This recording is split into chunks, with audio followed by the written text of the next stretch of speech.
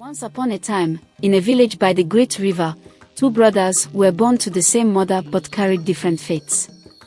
The elder, Adisa, was tall and strong, but his heart was filled with shadows of jealousy.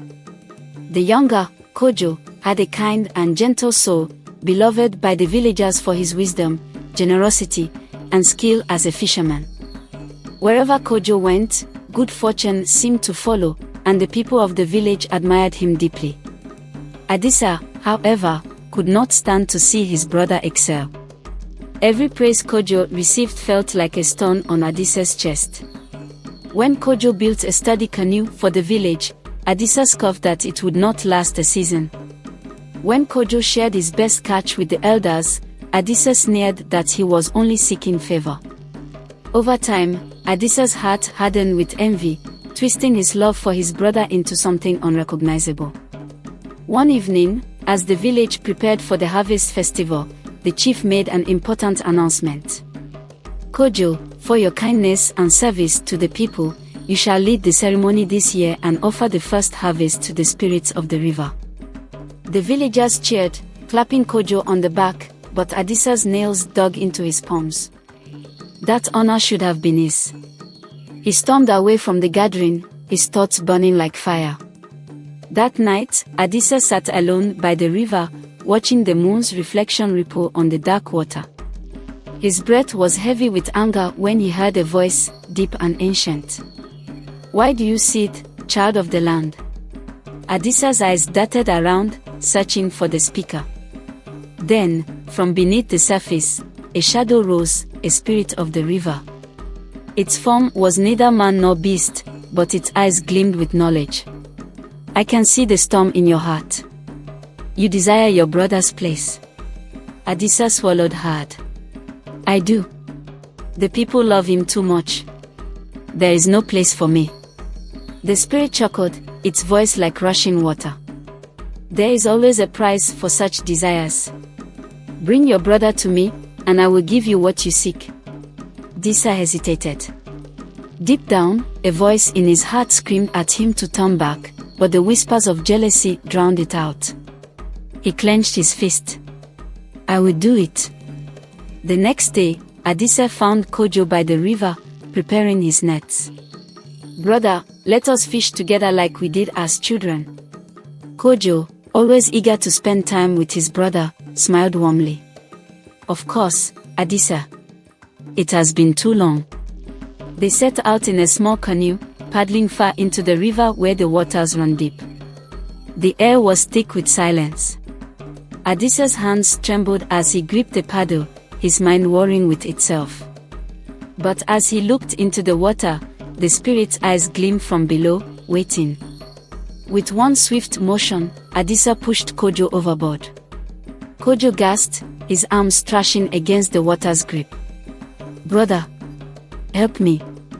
But Adisa only watched as the river swallowed Kojo whole. The water stilled, and silence fell upon the world.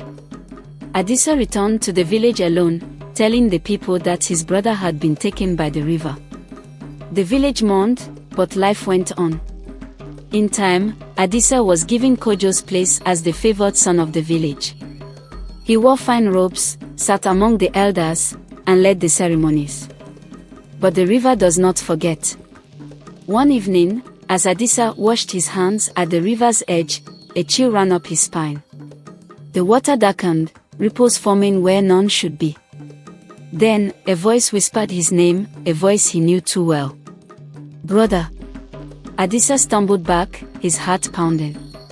He turned to run, but the whisper followed him, growing louder, echoing through the night. "Brother, I am waiting." Adisa could not sleep. Each night, the whisper returned, carried by the wind, rippling through the river's edge. It was Kojo's voice, calling his name.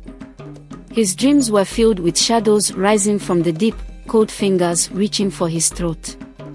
The village noticed the change in Adisa. His once proud stride became a wary shuffle. His eyes, once sharp and cunning, darted anxiously over his shoulder. He no longer laughed at the harvest festivals, nor did he enjoy the feast given in his honor. The spirit of the river had granted his desire, yet his heart felt heavier than stone. One night, he awoke to the sound of splashing outside his hut.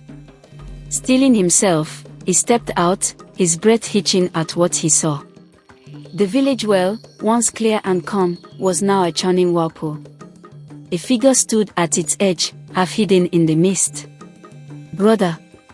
The voice was soft but firm, rising like a wave. "Did you think the river would keep your secret?" Adisa stumbled back. "No, it cannot be. You are gone."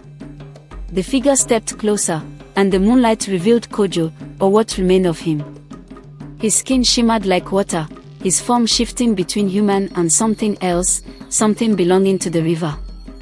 His eyes, once warm, were now dark and endless. "The river does not forget," Kojo whispered.